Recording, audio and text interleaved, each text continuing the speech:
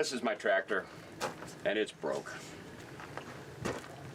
John Deere 5075E. I got the loader taken off of it. It's a 2012, but I think I know what the problem is. There is a, they call it a sock.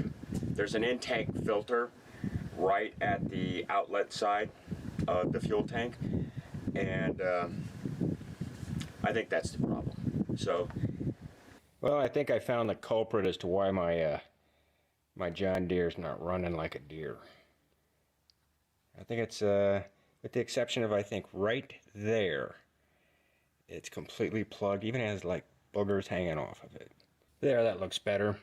I just used some brake cleaner.